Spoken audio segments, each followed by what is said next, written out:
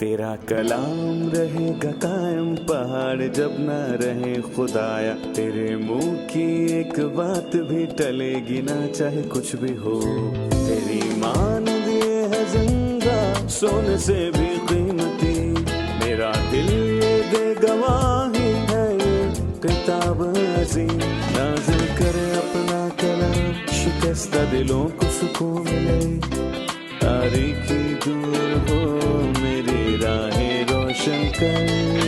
दिल अपना कलाम कसरत से ए खुदा बदल दे, रिहाई दे कसरत से फल मिला। कलाम रहेगा कायम पहाड़ जब न रहे खुदाया, तेरे मुंह की एक बात भी टलेगी ना चाहे कुछ भी हो। अजीज नाजरीन, मैं अयाद ज़रीफ आप तमाम देखने वालों को हमारे रोज़ के बाइबली मुतालियाती प्रोग्राम की नई किस्त में खुशामदीद कहता हूँ। इस प्रोग्राम में हम बाइबल मुक़द्दस की तमाम किताबों यानी पैदाइश ता मुकाशवा रोज़ाना की बुनियाद पर आपके लिए प्रोग्राम पेश कर रहे हैं। अभी हम नए अहद नामे में से फिलिपियों के ख़त का मुताला कर रहे हैं और आज हम तीसरे बाब की 12वीं आयत से बाब के आखिर तक मुताला करेंगे। अजीज़ों, पिछली किस्त में हमने पौलुस की दमिश्क की राह पर खुदावन से मुलाकात के तजर्बे पर बात की थी और वहाँ उसने वो सब रद्द किया जिसे वो नफ़ा जाना करता था और मसीह को कबूल किया कि वही हकीकी नफ़ा है, और कहा लेकिन जितनी चीज़ें मेरे नफ़ा की थीं उन्हीं को मैंने मसीह की खातिर नुकसान समझ लिया है, और अपनी बाकी की ज़िंदगी वो इसी पर कायम रहा कि उसने सब चीज़ों को मसीह की खातिर नुकसान जाना। और आज हम खुदाउन के फजल से तीसरे बाब की 12वीं आयत से बाब के आखिर तक मुताला करेंगे। लेकिन प्रोग्राम के बाकायदा आगाज से पहले मैं स्टूडियो में आए अपने मेहमान डॉक्टर फरीद ज़की को खुशामदीद कहूँगा। शुक्रिया भाई। और स्टूडियो में आए हमारे दीगर मेहमानों को भी खुशामदीद। डॉक्टर फरीद, 12वीं आयत से पौलुस रसूल कहता है, ये गर्ज नहीं कि मैं पा चुका या कामिल हो चुका हूँ, बल्कि उस चीज़ के पकड़ने के लिए दौड़ा हुआ जाता हूँ जिसके लिए मसीह यीशु ने मुझे पकड़ा था। ऐ भाइयों, मेरा यह गुमान नहीं कि पकड़ चुका हूँ, बल्कि सिर्फ ये करता हूँ कि जो चीज़ें पीछे रह गई उनको भूलकर आगे की चीज़ों की तरफ बढ़ा हुआ निशान की तरफ दौड़ा हुआ जाता हूँ, ताकि उस इनाम को हासिल करूँ जिसके लिए खुदा ने मुझे मसीह यीशु में ऊपर बुलाया है। बस हम में से जितने कामिल हैं यही ख्याल रखें, और अगर किसी बात में तुम्हारा और तरह का ख्याल हो तो खुदा उस बात को भी तुम पर जाहिर कर देगा। बहरहाल जहाँ तक हम पहुँचे हैं उसी के मुताबिक चलें। 12वीं आयत वजाहत तलब है, इसके बारे में आप कुछ बताइए। ये गर्ज नहीं कि मैं पा चुका हूँ या कामिल हो चुका हूँ, बल्कि उस चीज़ के पकड़ने के लिए दौड़ा हुआ जाता हूँ जिसके लिए मसीह यीशु ने मुझे पकड़ा था। पौलुस कहता है कि वो अब तक कामिल नहीं हुआ, और बहुत से लोग कहते हैं कि अगर पौलुस कहता है कि मैं अब तक कामिल नहीं हुआ तो कोई ये क्यों कर कह सकता है कि वो फजल के वसीले बचाया गया और आसमान की बादशाही में जाने वाला है। क्या ये पौलुस की बात की नफी करता है? देखें भाई, हम ये बात ना भूलें कि तीसरे बाब के इस हिस्से में दौड़ने वाले पौलुस की बात हो रही है जो खेत में दौड़ता जा रहा है। और हम फिलिपियों के तीसरे बाब में पौलुस के 3 अक्स देखते हैं। पहला अक्स पौलुस हिसाब करने वाला, दूसरा अक्स पौलुस दौड़ने वाला है, और तीसरा अक्स पौलुस इंतजार करने वाला है, जो कि आसमानी शहरियत रखता और इंतजार करता है। और दौड़ने वाले अक्स की बाबत वो कहता है कि जो खिदमत और पाकीज़गी की जिंदगी का हवाला भी देता है। सो वो कहता है कि मेरा ये गुमान नहीं कि पकड़ चुका हूँ, और मैं ये कहना चाहता हूँ कि ये खिदमत और पाकीज़गी की कामलियत दौड़ है। का खत्म होना। मैं दौड़ते जाना चाहता हूँ और देने के लिए और पाकीज़गी के लिए, और फिर वो कहता है कि खिदमत के लिए। सो यहाँ पर वो पूरी कामलियत की बात नहीं कर रहा। ऐसा कोई ईमानदार हरगिज नहीं जो मुकम्मल कामलियत को अपनी ज़मीनी ज़िंदगी में पहुँचे। ठीक है, यहाँ कामलियत का जिक्र निस्बतन किया गया या उसने एक पहलू की बात की, اور اس کے بعد وہ کہتا ہے کہ بس ہم میں سے جتنے کامل ہیں بس یہی خیال رکھیں۔ ڈربی ترجمے میں لفظ ہے کامل، یعنی کہ وہ سوچ کے لحاظ سے باشعور ہیں۔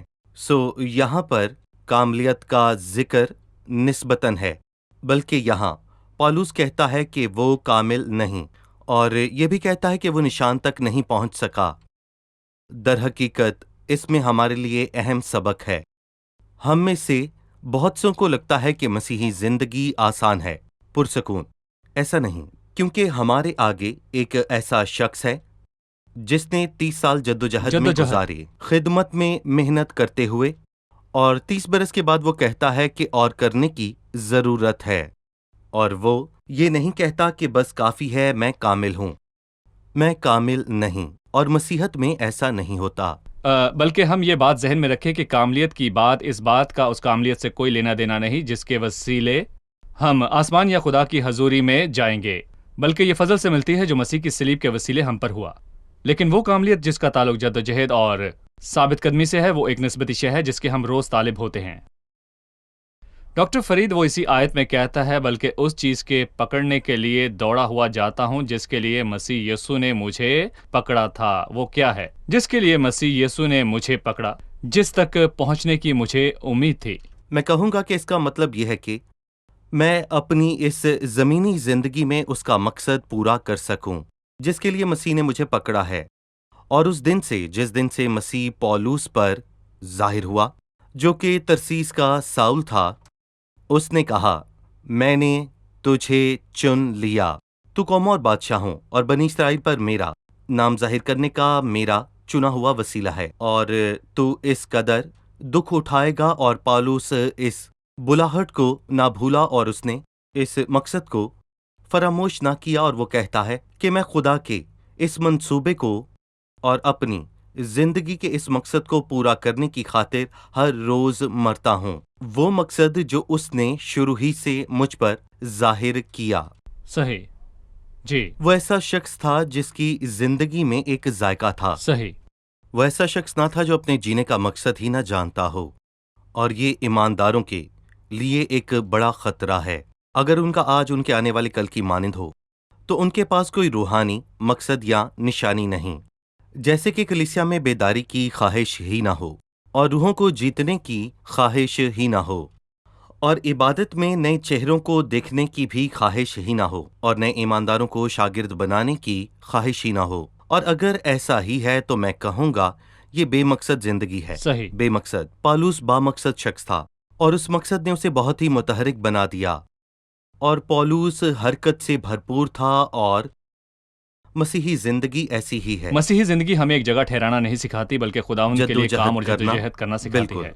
ہم وقفے کے بعد مطالعے میں آگے بڑھیں گے۔ ناظرین، ملتے ہیں ایک چھوٹے سے وقفے کے بعد، ہمارے ساتھ رہیے۔ پولس رسول بطور مثال کہتا ہے، اگر کوئی میری تقلید کرنا چاہے، اگر کوئی اسی راہ پر چلنے کا خواہاں ہو تو اس سے مجھے دیکھنا ہوگا، کیونکہ اگر میں موجود نہ بھی ہوں تو تم میرے انداز اور میری راہ سے واقف ہو، جو جبکہ میرا طرز زندگی رہا۔ پولس رسول اپنے پیروکاروں کو الفاظ سے نہیں بلکہ اعمال سے تعلیم دیا کرتا تھا، اور جس طرح فوج میں ایک فوجی کو رہنما کی پیروی کرنا لازم ہے، ایک رسول کی مثال کی پیروی بھی ہم پر لازم ہے۔ اس کے پیروکاروں نے دیکھا کہ اس کی زندگی کیسی درست تھی، سو اسے ایک نمونے اور مثال کے طور پر جانا گیا۔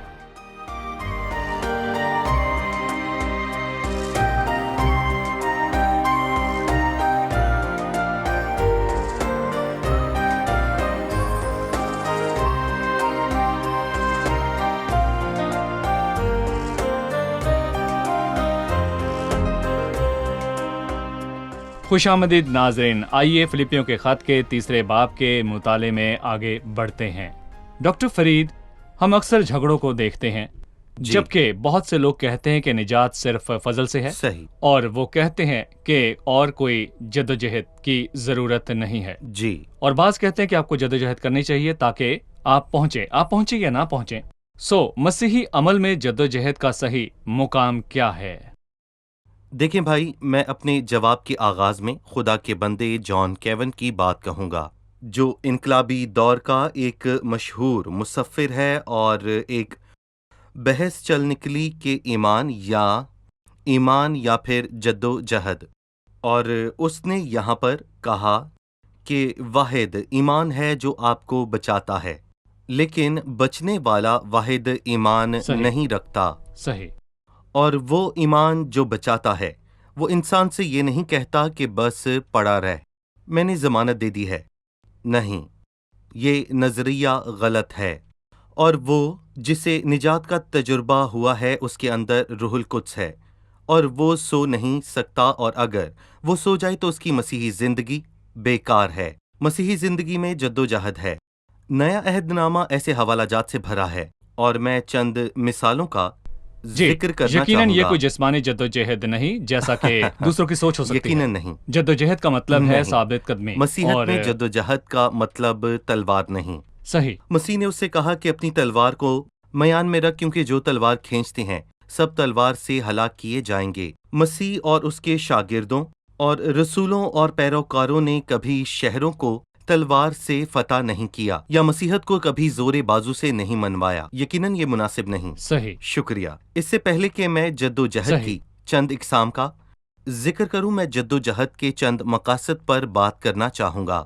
اس کا مقصد مسیح کو خوش کرنا ہے جس نے ہماری خاطر جان دی، اور جدوجہد یہ فیصلہ نہیں کر سکتی کہ میں آسمان پر جاؤں گا یا نہیں، بلکہ مسیح نے مجھے اپنایا ہے اور مجھ سے کہا ہے کہ تو میرا ہے، تیرا مقام میرے ساتھ ہے، کیونکہ میں نے تجھے نجات بخشی ہے اور مجھے تجھ سے محبت ہے۔ اس کے دل میں یہ نہیں کہ میں بیٹھ جاؤں کچھ نہ کروں، بلکہ میں کہوں گا اے خداوند میری مدد فرما۔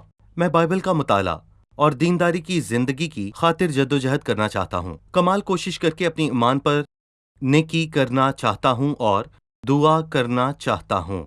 تمہارے لیے دعا کرنے میں ہمیشہ جاں فشانی کرتا ہے۔ میں عبرانیوں 12 کی دوڑ کے متعلق بات کرنا چاہتا ہوں۔ لکھا ہے تو آؤ ہم بھی ہر ایک بوجھ اور اس گناہ کو جو آسمان سے ہم الجھا لیتے ہیں، دوڑ کر اس دوڑ میں صابر دوڑیں جو ہمیں درپیش ہے۔ مسیحی زندگی جدوجہد سے صحیح۔ بھری ہے، لیکن ہمارے پہنچنے یا نہ پہنچنے کا انحصار اس پر نہیں ہے۔ میں خوش ہوں کہ خداوند نے مجھے قبول کیا اور وعدہ کیا کہ وہ مجھے رد نہ کرے گا اور اپنے پاس سے نہیں نکالے گا، اور مجھے یقین ہے میں اس کا ہوں اور میں اسے خوش کرنے کی کوشش کرتا ہوں۔ میری جدوجہد آسمانی بننے کے لیے نہیں ہے، لیکن چونکہ میں مسیح کے کام کے وسیلے آسمان پر گیا ہوں، میری جدوجہد یہ ہے کہ زمینی چیزوں سے ناپاک نہ ہوں۔ بالکل۔ میری جدوجہد میراث پانے کی نہیں ہے، چونکہ میں مسیح کا ہم میراث بن چکا ہوں۔ میری جدوجہد اپنی اس میراث سے خوش ہونے کی ہے۔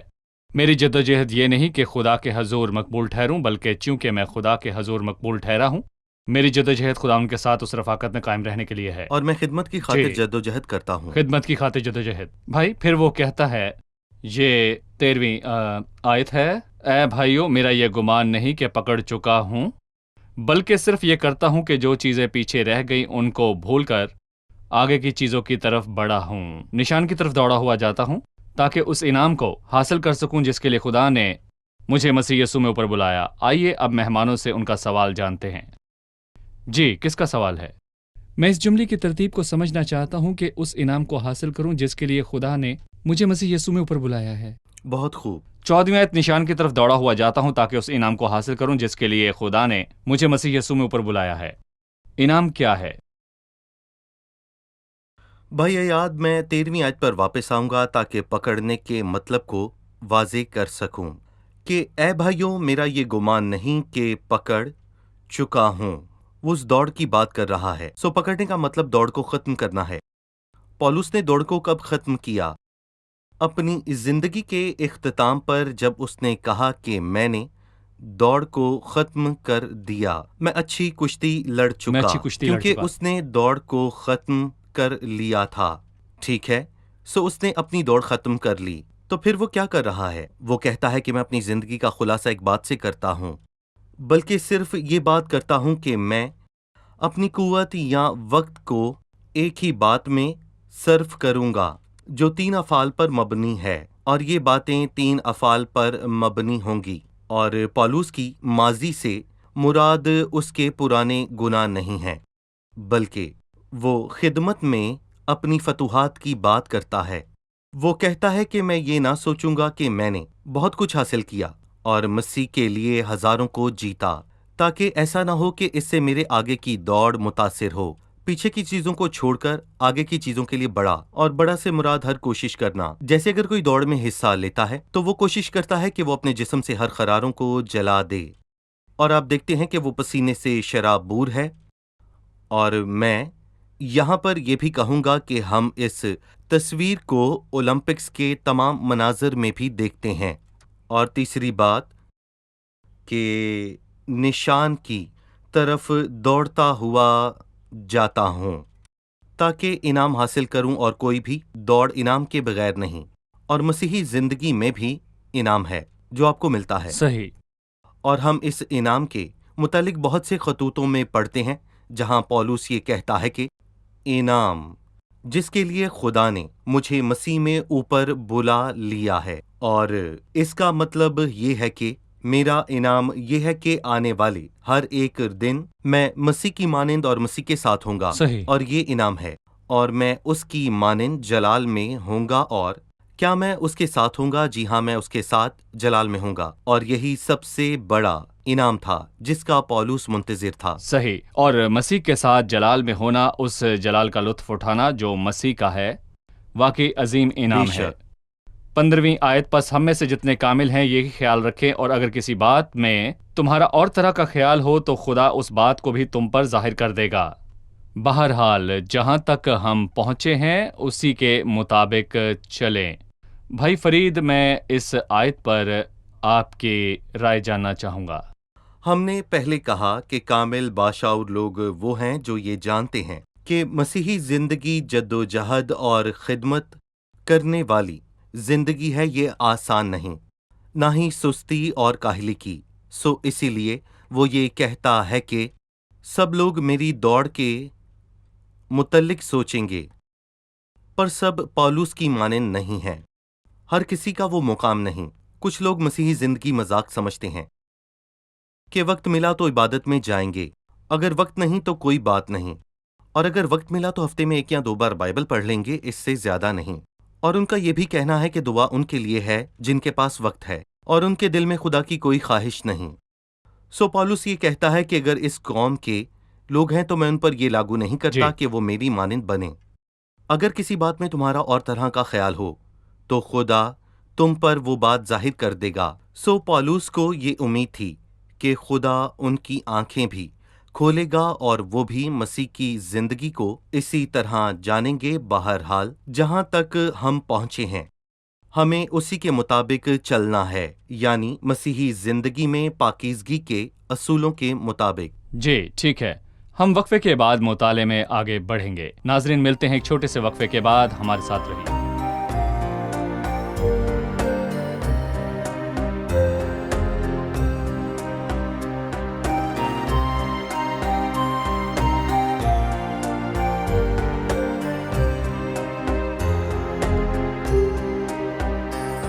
خوش آمدید ناظرین، ہم وقفے کے بعد حاضر ہیں۔ آئیے تیسرے باب کے مطالعے میں آگے بڑھتے ہیں، لیکن پہلے مہمانوں کا سوال۔ 17ویں آیت میں لکھا ہے، اے بھائیو تم سب مل کر میری مانند بنو اور ان لوگوں کو پہچانو جو اس طرح چلتے ہیں جس کا نمونہ تم ہم میں پاتے ہو۔ کیا پولس لوگوں کو یہ کہتا ہے کہ اسے دیکھیں اور بطور مثال اس کی پیروی کریں؟ کیا اسے مسیح کو دکھانا اور بطور مثال اسے سامنے لانا نہیں چاہیے؟ جی، اہم سوال ہے ڈاکٹر فرید۔ پولس رسول نے خود کو مثال کے طور پر پیش کیا اور ایمانداروں کو خطوط میں 2 بار یہ کہا کہ اس کی بطور مثال پیروی کریں، اور ایک مرتبہ کرنتھیوں کے پہلے خط کے 11ویں باب کی پہلی آیت میں اس نے یہ کہا، پر اس سے پہلے وہ ذاتی حقوق کو چھوڑنے کی بات کہہ رہا تھا۔ سو اس نے کہا، چنانچہ میں بھی اس بات میں سب کو خوش کرنا چاہتا ہوں، اور اپنا نہیں بلکہ بہتوں کا فائدہ ڈھونڈتا ہوں تاکہ وہ نجات پائیں۔ اور پھر وہ کہتا ہے کہ میری مانند بنو کہ سب لوگ اپنے مفاد کے طالب نہ ہوں۔ صحیح۔ وہ مثالی تھا۔ سو یہاں وہ پاکیزگی اور کھیت میں دوڑنے کی بابت کہتا ہے، لہٰذا اس مسئلے پر وہ کہتا ہے کہ تم سب مل کر میری مانند بنو۔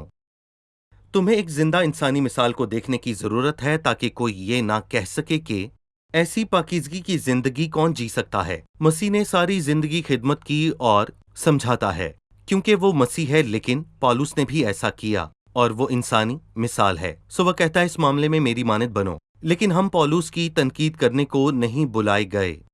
وہ واحد ہستی جو سب باتوں میں کامل تھی، جس نے ہم سب کے لیے وہ مثال قائم کی جس کی ہمیں پیروی کرنا ہے، اور وہ مسیح ہے۔ صحیح۔ لیکن پولوس چند باتوں کو پیش کرتا ہے اور کہتا ہے کہ اس سے سیکھو۔ اس کی زندگی میں ایمان کی صورتحال۔ بالکل۔ ٹھیک ہے۔ جب اس نے خود کو بطور مثال پیش کیا، اس نے محترم لوگوں کی ایک جماعت کی بابت بھی کہا کہ ان لوگوں کو پہچان رکھو جو اس طرح چلتے ہیں جس کا نمونہ تم ہم میں پاتے ہو۔ لیکن افسوس کہ ایک اور گروہ ہے جس کے لیے وہ کہتا ہے کیونکہ بہتیرے ایسے ہیں جن کا ذکر میں نے تم سے بارہا کیا ہے، اور اب بھی رو رو کر کہتا ہوں کہ وہ اپنی چال چلن سے مسیح کی صلیب کے دشمن ہیں۔ ان کا انجام ہلاکت ہے، ان کا خدا پیٹ ہے۔ وہ اپنی شرم کی باتوں پر فخر کرتے ہیں اور دنیا کی چیزوں کے خیال میں رہتے ہیں، جس سے دنیا میرے اعتبار سے مصلوب ہوئی اور میں دنیا کے اعتبار سے۔ یہ لوگ کون ہیں ڈاکٹر فرید؟ دیکھیں بھائی، میں کہوں گا یہ کلیسیا کے اندر کے لوگ ہیں جنہوں نے ایماندار ہونے کا اعتراف کیا، ایک رسمی اعتراف۔ لفظی اعتراف، اور یہ لوگ حقیقی نہ تھے، اور دن گزرتے انہوں نے پاکیزگی کے نظریے کو قبول نہ کیا اور اپنی زندگی اور قوت مسیح کو نہ دی، کیونکہ میں کہوں گا کہ یہ راہ ایسی کٹھن ہے کہ کسی ایسے شخص کے لیے جس نے مسیح کو نجات دہندہ نہ مانا، اور مسیح نے خود کہا کہ دروازہ تنگ اور راستہ کٹھن ہے۔ صحیح؟ سو وہ مسیح کو یہ کہہ کر رد کرنے لگے کہ مسیحت ایسی ہے ہی نہیں۔ مسیحت یہ ہے کہ ہم جیسے چاہیں اور جب چاہیں اپنی خواہشات اور شہوتوں کو پورا کریں، اور بس یہاں پر پولوس نے انہیں مسیح اور صلیب کے دشمن کہا ہے، اور کچھ لوگ سوچتے ہوں گے جو مسیح کے دشمن ہیں وہ مسیحی نہیں ہیں، اور مسیح کی موت کی سچائی کو رد کیا نہیں۔ یہاں پر دشمنی سے مراد صلیب کے مطلب کو رد کرنا ہے، اور صلیب در حقیقت کیا ہے؟ میں صلیب پر مرا ہوں اور خواہشات بھی مر گئیں۔ انسان کی مصلوبیت جسم اور ذات کی۔ پولوس نے صلیب کو یوں بیان کیا کہ جس سے دنیا میرے اعتبار سے مصلوب ہوئی اور میں دنیا کے اعتبار سے۔ لیکن جب لوگوں نے دنیا سے محبت رکھی، وہ انہیں صلیب کے دشمن کہتا ہے، اور ان کو تین طرح بیان کرتا ہے، اور وہ واضح طور پر بتاتا ہے کہ ان کا انجام ہلاکت ہے۔ اس لیے میں کہوں گا وہ ایماندار نہیں، اعتراف کرنے والے ہیں۔ دوسری بات، ان کا خدا پیٹ ہے، یعنی کہ ان کو اپنی جسمانی ضرورت سے بڑھ کر کسی بات کی پرواہ نہیں۔ وہ شرم کی باتوں پر فخر کرتے ہیں اور دنیاوی چیزوں کے خیال میں رہتے ہیں، اور وہ ایسے لوگ ہیں کہ وہ زمینی چیزوں کے طالب ہونے سے بڑھ کر کچھ اور کبھی بھی سوچ نہیں سکتے۔ وہ سوچتے ہیں دولت اور عیش و آرام وغیرہ وغیرہ، وہ زمینی باتوں کے طالب ہیں۔ اس گروہ کی بات کرنے کے بعد جس نے اپنا ذہن زمینی باتوں کی طرف لگا رکھا ہے، وہ 20ویں آیت میں کہتا ہے مگر ہمارا وطن آسمان پر ہے، اور ہم ایک منجی یعنی خداوند یسوع مسیح کے وہاں سے آنے کے انتظار میں ہے۔ ہمارا وطن آسمان پر ہے، اس سے کیا مراد ہے؟ یونانی میں اس کے دو مطلب ہیں۔ پہلا کہ ہمارا دیس، مطلب کہ جہاں کے ہم ہیں، اور دوسری ہے ہماری شہریت۔ ہماری شہریت آسمانی ہے، یعنی آسمان کا پاسپورٹ۔ آسمانی پاسپورٹ۔ ہمارا دیس جہاں کے ہم ہیں وہ آسمان ہے، باوجود اس کے کہ ہم زمین پر جی رہے ہیں۔ لیکن میں کہوں گا بہت ہی اچھا ہے کہ ہماری شہریت دراصل آسمانی ہے، اور مجھے یاد ہے کہ پالوس نے پہلے کرنتھیوں کے 15ویں باب میں یہ کہا تھا کہ جیسا وہ خاکی تھا ویسے ہی اور بھی خاکی ہیں، اور پھر ہم بدل گئے۔ اور پھر وہ کہتا ہے کہ جیسا وہ آسمانی ہے ویسے ہی اور آسمانی ہے، اور اب ہم آسمانی شہریت رکھتے ہیں۔ ایک ایماندار جس ماحول میں آرام اور خوشی پاتا ہے وہ آسمانی ماحول ہے۔ عبادت، تعلیم، خدمت، اور پھر بائبل کا مطالعہ، حمد و ثنا، اور میں کہوں گا یہ چیزیں اسے کھلتے گلاب کی طرح شاد کرتی ہیں۔ لیکن اگر وہ پارٹیوں میں جاتا ہے اور ڈرامے دیکھتا ہے یا سینما دیکھتا ہے یا ٹی وی دیکھتا ہے تو وہ کچلا ہوا محسوس کرے گا، مایوس انسان۔ صحیح۔ کیوں؟ کیونکہ اس کی شہریت آسمانی ہے، نہ کہ زمینی۔ ٹھیک ہے۔ آسمانی شہریت پر بات کرنے کے بعد وہ 21ویں آیت میں مسیح کی بابت کہتا ہے، وہ اپنی اس قوت کی تاثیر کے موافق جس سے سب چیزیں اپنے تابع کر سکتا ہے، ہماری پست حالی کے بدن کی شکل بدل کر اپنے جلال کے بدن کی صورت پر سب چیزیں۔ بنائے گا۔ چونکہ ہماری شہریت آسمانی اور آسمان ہمارا وطن ہے اور ہم ایک منجی یعنی خداوند یسوع مسیح کے وہاں سے آنے کے انتظار میں ہے۔ منجی کے آنے کے انتظار میں ہے سے کیا مراد ہے؟ کیا مسیح پہلے نہیں آیا؟ کیا وہ پھر آ کر ہمیں بچائے گا؟ اچھا اور سوال پھر لکھا ہے وہ ہماری پست حالی کے بدن کی شکل بدل دے گا۔ ان الفاظ کے متعلق ہمیں بتائیے۔ مسیح نے بچایا اور اپنے لوگوں کو بچاتا رہے گا۔ اس نے صلیب پر ہمیں بچایا اور اس نے اپنی زندگی میں شفاعت کر کے ہمیں بچایا۔ وہ آ کر ہماری پست حالی کی شکل کو بدلے گا، اور دراصل ہم اس دنیا کو اور اس ماحول کو اور اس دنیا کے سردار ابلیس کو اور اس پست حالی کے بدن کو چھوڑیں گے جو ہمارے محظوظ ہونے میں رکاوٹ ہے۔ اور یہاں پر میں یہ کہوں گا کہ بدل جانا یہی ہے اور یہی نجات ہے۔ دوسری بات کہ پست حالی کے بدن کی شکل کو وہ بدلے گا۔ ہم تھک جاتے ہیں، سر درد ہوتا ہے، بدن درد ہوتا ہے، یہ پست حال بدن ہے۔ اس سے مجھے سوال یاد آ رہا ہے جو پچھلی قسط میں پوچھا گیا ان لوگوں کے حوالے سے جو یہ کہتے ہیں کہ روحانی ایماندار بیمار نہیں ہوتا۔ ایسا کیسے ہو سکتا ہے جبکہ وہ کہتا ہے یہ بدن پست حال ہے؟ پست حال۔ اور کچھ ترجموں میں یہ بھی لکھا ہے کہ ہماری ذلت کے بدن میں، یعنی کہ وہ بدن جو تھک جاتا ہے اور مر جاتا ہے اور قبر میں اتارا جاتا ہے تو کمتر ہوتے ہوئے خاک ہو جاتا ہے، لیکن ایک دن آئے گا جب یہ بدن بدلے گا۔ اور یہ کس کی صورت پر ہوگا؟ فرشتوں کی نہیں۔ اس نے یوں کہا کہ مسیح کے جلالی بدن کی صورت میں۔ یہ کیسے ہوگا؟ اس کی قوت کی تاثیر کے موافق جس سے سب چیزیں اپنے سب چیزیں۔ تابع کر سکتا ہے۔ خداوند آپ کو برکت دے۔ ہم قسط کے آپ کو اختتام پر بھی۔ ہیں، آئیے مہمانوں سے ان کی رائے جانتے ہیں۔ جی، آج کے پروگرام سے آپ نے کیا سیکھا؟ ایمان اور اعمال کا مسئلہ پرانا ہے جو مسیحیت کے آغاز سے لے کر اب تک چلا آ رہا ہے۔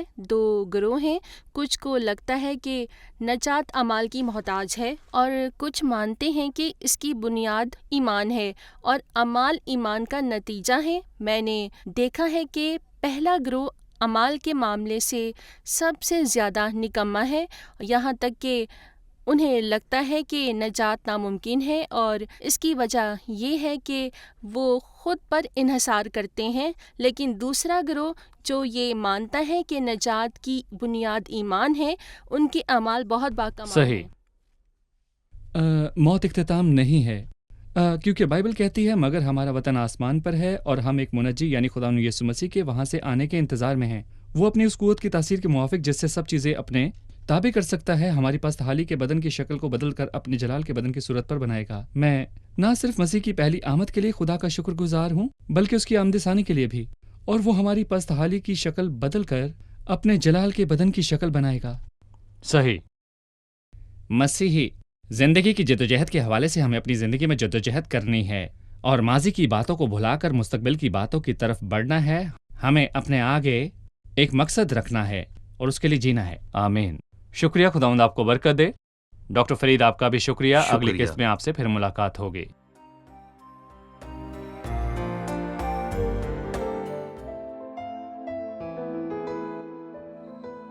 تیرا کلام رہے گا قائم، پہاڑ جب نہ رہے خدایا، تیرے منہ کی ایک بات بھی ٹلے گی نہ چاہے کچھ بھی ہو۔ تیری مان دیے ہے زندہ سونے سے بھی قیمتی، میرا دل یہ دے گواہی ہے یہ کتاب عظیم، نازل کرے اپنا کلام، شکستہ دلوں کو سکون ملے، تاریکی دور ہو میری راہیں روشن کر، دل اپنا کلام کثرت سے اے خدا بدل دے، رہائی دے کثرت سے پھل ملاؤ، کلام رہے گا قائم، پہاڑ جب نہ رہے خدایا، تیرے منہ کی ایک بات بھی ٹلے گی نہ چاہے کچھ بھی ہو۔